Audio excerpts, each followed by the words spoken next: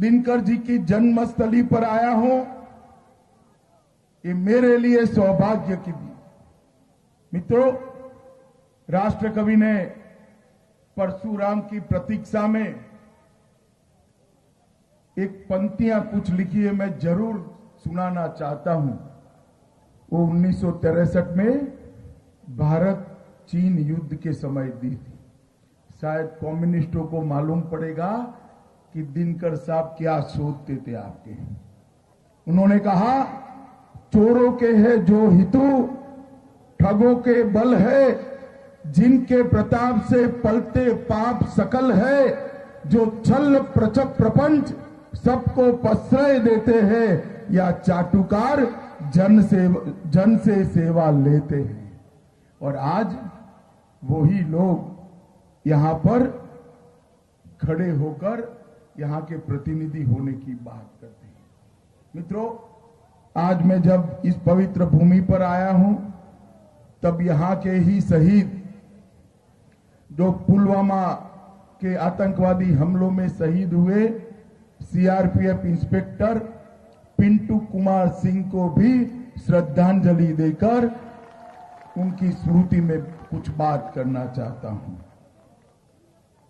उन्होंने कहा, दिनकर जी ने, जला अस्थियां बारी बारी, चिटकाई जिन में चिंगारी, जो चढ़ गए पुण्य वेदी पर, लिए बिना गर्दन का मोल, कलम आज उनकी जय बोल। मित्रों, इस शहीदों की स्मृति में दिनकर की ये 4 पंक्तियां मुझे लगता है कि पूरे देश भर की जनता को आज शहीदों के लिए श्रद्धा सुमन समर्पित करने के लिए दिनकर जी ने लिखी हैं। और उन्होंने मोदी जी जैसे नेतृत्व के लिए भी लिखा था। देश के नेता का मार्गदर्शन करने के लिए लिखा था। क्षमावान कैसा होना चाहिए, वीरता और क्षमा के बीच में रिश्ता कैसा होना चाहिए। उन्होंने किया था, सहनशीलता क्षमा दया को तभी पूजता जग है, बल का दर्प चमकता उसके पीछे, जब जगमग है जगमग है। मित्रों, इन निर्बलों की सहनशीलता को जग कभी नहीं पूछता है। जब तक इसके पीछे वीरता का भाव नहीं होता है, तब तक कुछ नहीं होता है। मित्रों, आज मैं गिरिराज जी को जिताने की अपील करने के लिए आया हूं। गिरिराज जी मेरे पुराने मित्र हैं, भारतीय जनता पार्टी के दिग्गज नेता हैं, और आप एक बार गिरिराज जी को संसद सदस्य बनाकर भेज दीजिए। उनको बड़ा बनाने का काम भारतीय जनता पार्टी को करना है। भारतीय जनता मित्रों, जो चुनाव होने जा रहा है, मैं देश भर के अंदर घूमता घूमता आज यहां पर आया हूं मित्रों। और अब तक मैं देश के ये 256वां लोकसभा क्षेत्र है जहां पर मैं आया हूं। 4.5 महीने के अंदर 256 लोकसभा क्षेत्र में घुमा। सभी जगह मैंने एक ही आवाज सुनी है, चाहे पूरब हो, पश्चिम हो, उत्तर हो, दक्षिण हो, एक ही आवाज सुनी है, मोदी मोदी मोदी मोदी मोदी मोदी मोदी मोदी।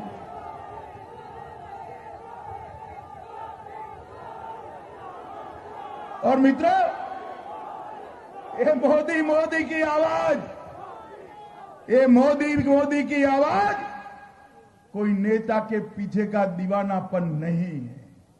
मोदी जी ने 5 साल के अंदर देश के विकास के लिए जो किया है, उनका देश के विकास के लिए जो कमिटमेंट है, इसके लिए ये मोदी मोदी के नारे सुनाए पड़ते हैं।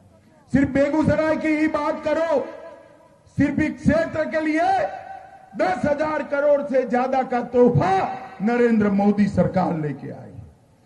श्री कृष्ण बाबू के जमाने में बरौनी का कारखाना बना था और कांग्रेसियों के समय में वो बंद हो गया। 2014 में सत्ता संभालने के साथ ही मोदी जी ने उसको पुनर्जीवित करने का काम ये भारतीय जनता पार्टी के नेता नरेंद्र मोदी जी ने किया था। फर्टिलाइजर संयंत्र का स्क्रैप हटाने, जमीन लेवलिंग, पानी एवं बिजली की व्यवस्था के बाद लगभग 7,000 करोड़ की लागत से ये खाद्य कारखाना आज बन रहा है। वो आने वाले दिनों में ये जिले का विकास का रास्ता प्रशस्त करने वाला है। इंडियन ऑयल कॉरपोरेशन की बरौनी रिफाइनरी को विस्तारित कर 6 से 9 MTPA इसकी क्षमता कर दी गई है, लगभग 1.5 गुना क्षमता कर दी गई है। और यहां पर पॉलीप्रोपिलीन की यूनिट भी स्थापना कर रही है। पूरे पूर्वी भारत में प्लास्टिक के यूनिट लगाने में ये पॉलीप्रोपिलीन की यूनिट काम करने वाली है। मित्रों, कई और सारे काम किए हैं नरेंद्र मोदी सरकार ने, मैं इसके बहुत डिटेल में जाना नहीं चाहता। श्री कृष्ण सिंह सेतु पर रेल पुल शुरू हो चुका है, रेल लाइन का विद्युतीकरण हुआ है, हम सफर जैसी नई ट्रेन देने का काम किया है, प्रधानमंत्री ऊर्जा गंगा की गैस लाइन यहीं से जोड़ते हुए आगे बढ़ाई है। मगर आज मैं आप लोगों को कहने आया हूं, विकास के काम में तो नरेंद्र मोदी सरकार बेजोड़ है। गरीबों के जीवन स्तर को उठाने में 70 साल तक सभी सरकारों ने मिलकर जो नहीं किया, वो नरेंद्र मोदी सरकार ने 5 साल में किया।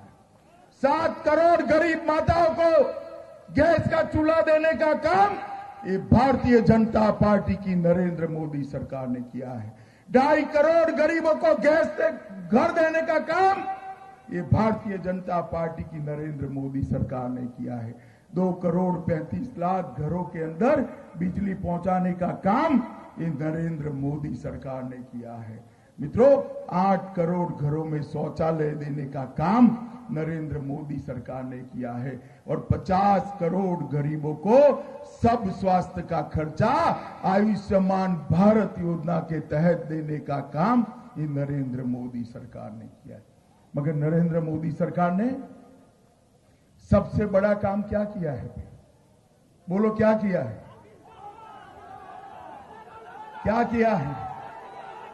नरेंद्र मोदी सरकार ने सबसे बड़ा काम किया है, भारत माता को सुरक्षित करने का काम नरेंद्र मोदी सरकार ने किया।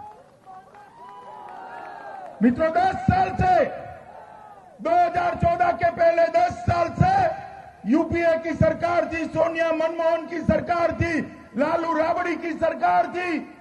ये सरकार ने 10 साल तक पाकिस्तान से घुसपैठिए घुसते थे, अपने जवानों के सर काट कर ले जाते थे, उसको अपमानित करते थे और ये मौनी बाबा के मुंह से उफ नहीं निकलती थी, उफ नहीं निकलती।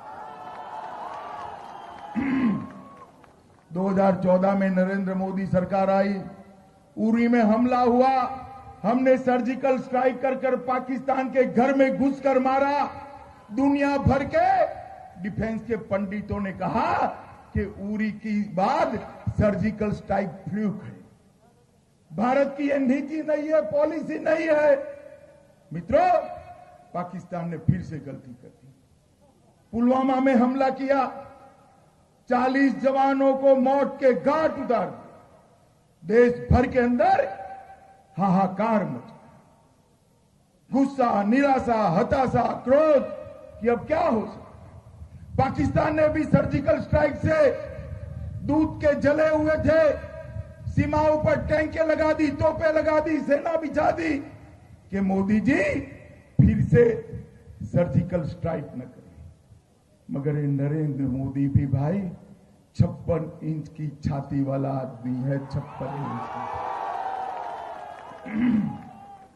ये पाकिस्तान ने टैंके, तोपे, सेना बिछा दी, नरेंद्र भाई ने एयरफोर्स को हुक्म दिया, जवानों की शहीदगी के 13वें दिन ही अपने एयरफोर्स के जांबाज जवान पाकिस्तान के घर में घुसकर बालाकोट के ट्रेनिंग कैंपों पर बमबारी कर आतंकवादियों के फुर्जे उड़ाकर वापिस आ गए। मुझे बताओ बेगूसराय वालों, मोदी जी ने अच्छा किया या बुरा किया? जरा जोर से बोलो, अच्छा किया या बुरा किया?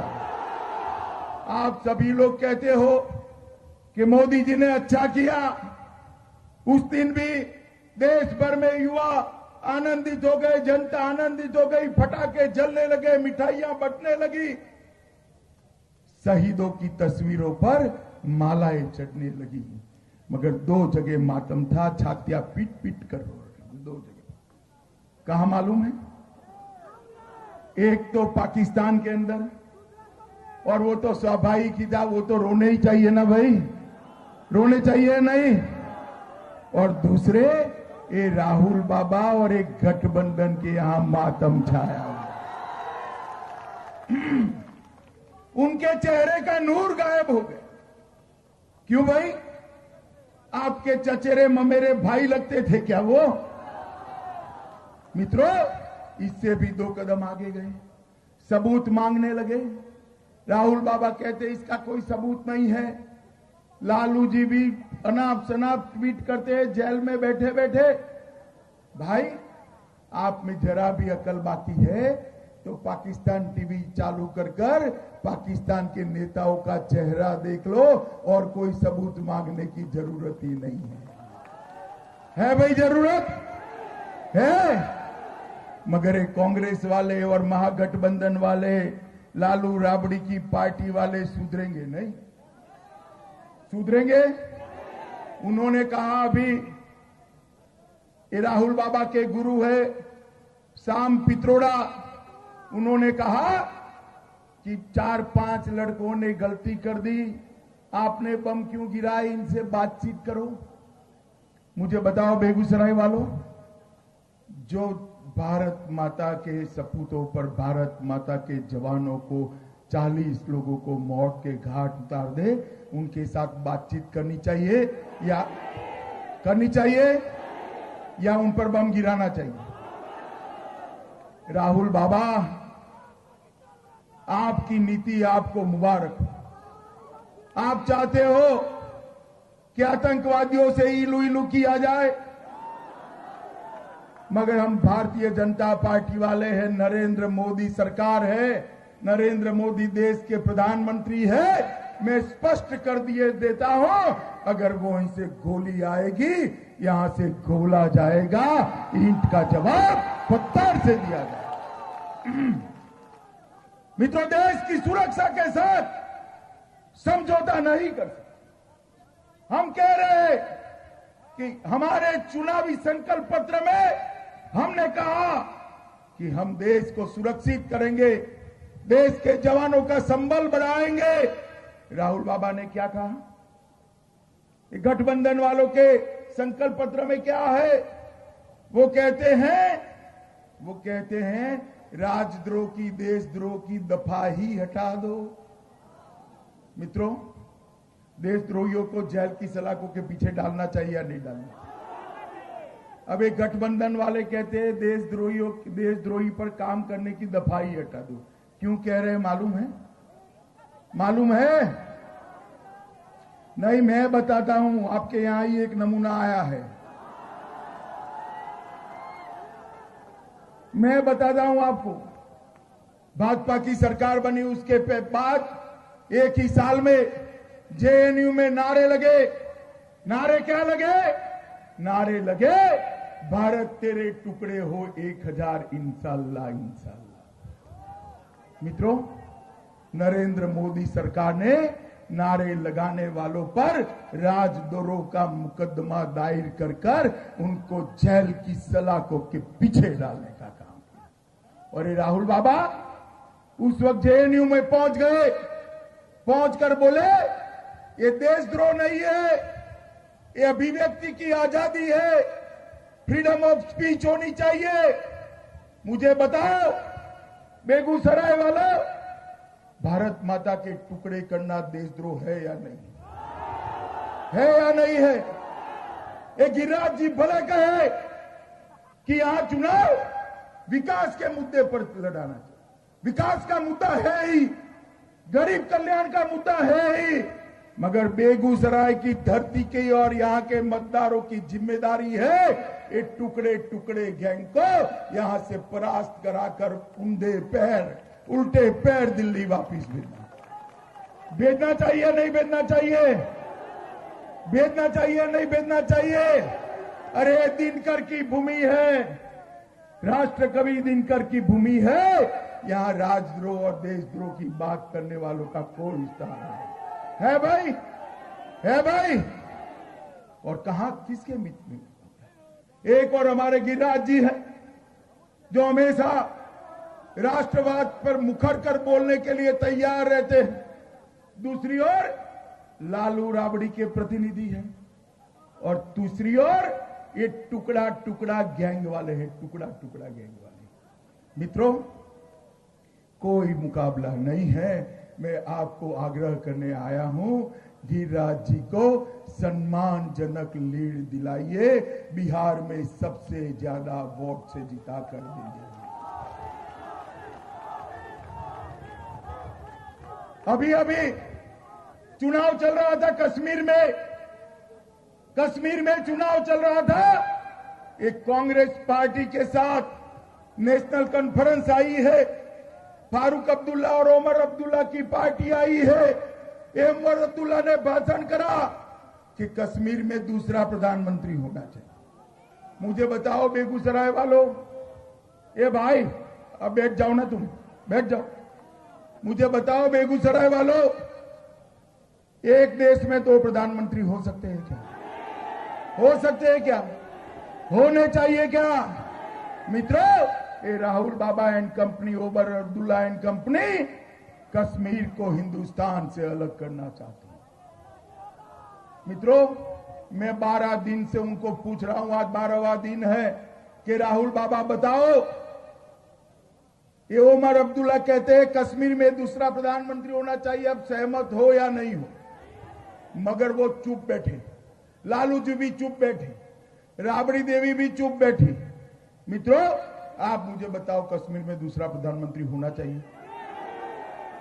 कश्मीर हिंदुस्तान का हिस्सा होना चाहिए या नहीं होना चाहिए? जरा जोर से बोलो, होना चाहिए या नहीं होना चाहिए? मित्रों, ये लोग कहते हैं कि कश्मीर को हिंदुस्तान से अलग करेंगे।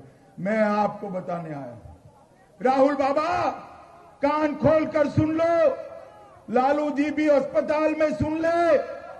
अभी तो मोदी जी प्रधानमंत्री है, प्रधानमंत्री बनने वाले हैं फिर से।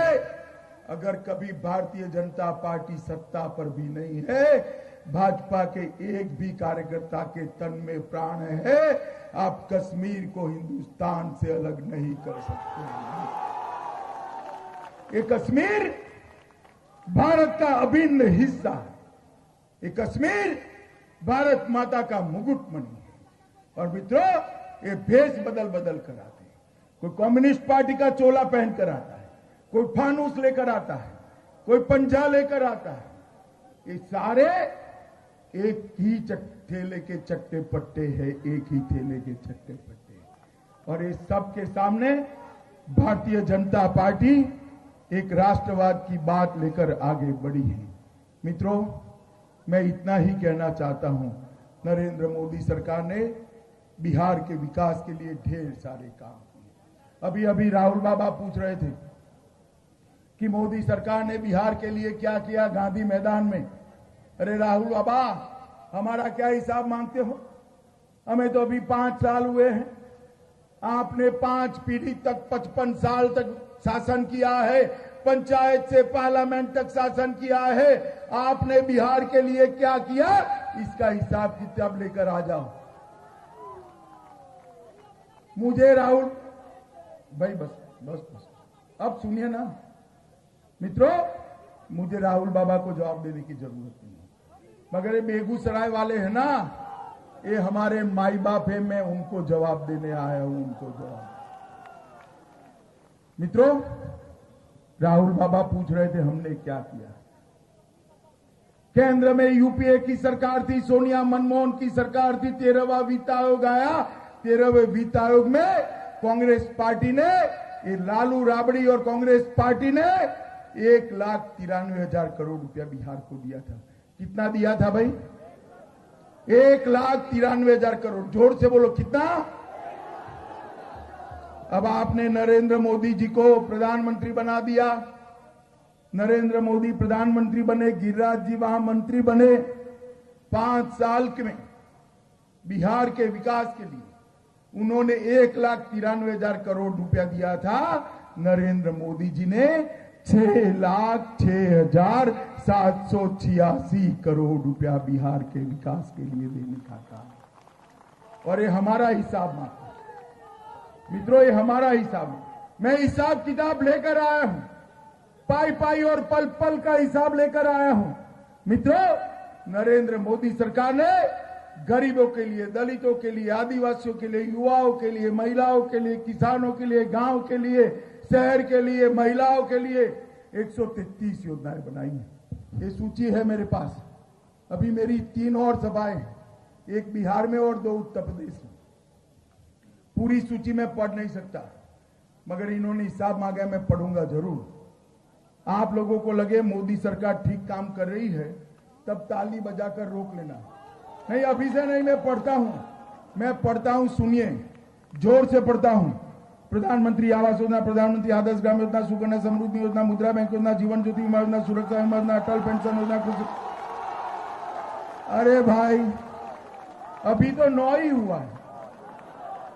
133 योजनाएं नरेंद्र मोदी लेकर आए हैं। आप हमारा हिसाब मांगते हो। जंगल राज दिया था, जंगल राज बिहार में। ये लालू राबड़ी ने जातिवाद की आग लगाई थी। ये लालू राबड़ी ने जातिवाद का नंगा खेल खेला गया, बिहार को विकास के रास्ते से भटका दिया था। आज बिहार की सड़कें, घर घर में बिजली, गांव गांव में बिजली।